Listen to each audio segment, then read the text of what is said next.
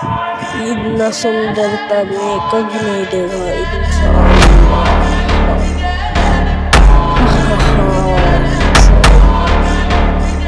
ये मेरे गाँव पर है वाली